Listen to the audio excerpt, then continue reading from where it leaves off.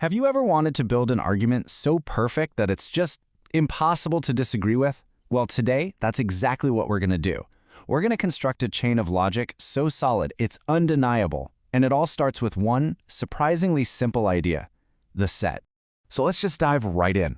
In our everyday lives, we're okay with a little bit of uncertainty. But what about in the world of pure logic? How do you prove something is true, not just beyond a reasonable doubt, but beyond any possible doubt?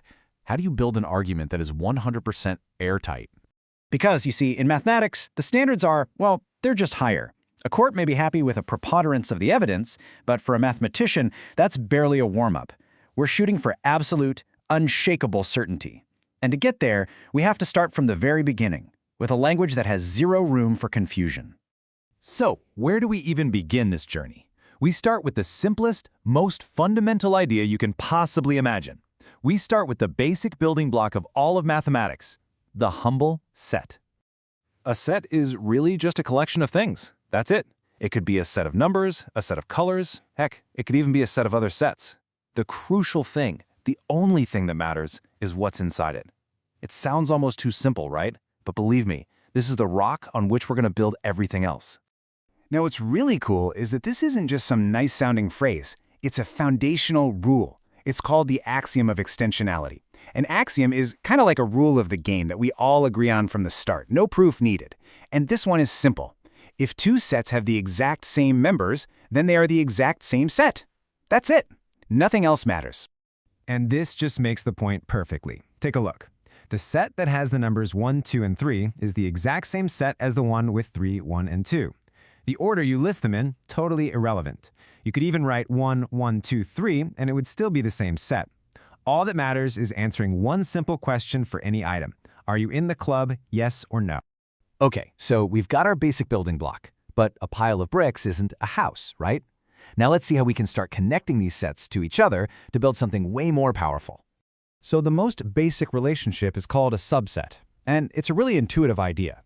A set A is a subset of B if everything that's inside A is also inside B. A is basically just living inside of B. Simple as that. And this picture here, this Euler diagram, just makes that whole abstract idea crystal clear. You can see it right away. The circle for set A is completely swallowed up by the circle for set B. Every single thing in A is also, by definition, in B. But, describing what's inside a set is only half the picture. To get the whole story, we also need a way to talk about everything that's outside of it, and that concept is called the complement. It's basically the set of all the things we're leaving out. And this comes in two main flavors. Over on the left, you see the relative complement. That shaded area shows you everything that's in B but is not in A. Just think of it as B minus A.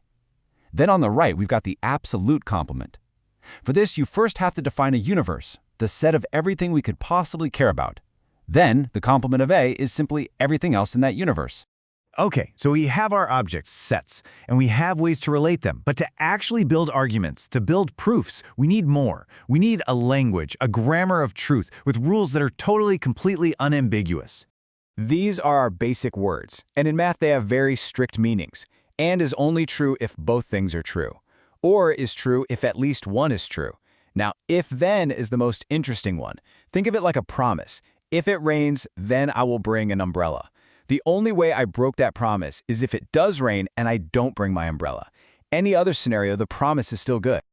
And now for the heavy hitters. These two little phrases are incredibly powerful. They let us go from talking about just one thing to making claims about entire collections. For every means our statement applies across the board, to every single member. And there exists means we can find at least one member that makes our statement true. So let's see how these tools come together to make really precise definitions.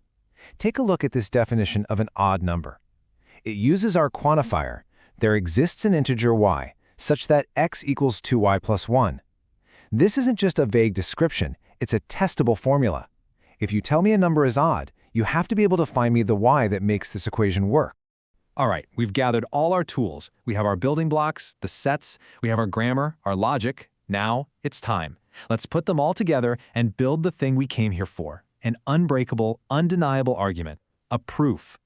We're going to prove a pretty simple statement, something you probably feel in your gut is true. But we're not going to rely on gut feelings. We're going to use our system, step by logical step, to show that its truth is absolutely inescapable. Let's walk through this. First, we assume the if part is true. Let's say x is an odd integer. Okay, now we use our definition. If x is odd, there has to be some other integer, we'll call it w, where x equals 2w plus 1. Next, a little bit of algebra. Just add 1 to both sides. Now we have x plus 1 equals 2w plus 2. And for the final step, look at the right side. We can factor out a 2. We get x plus 1 equals 2 times the quantity w plus 1. Well, what's the definition of an even number? It's 2 times an integer.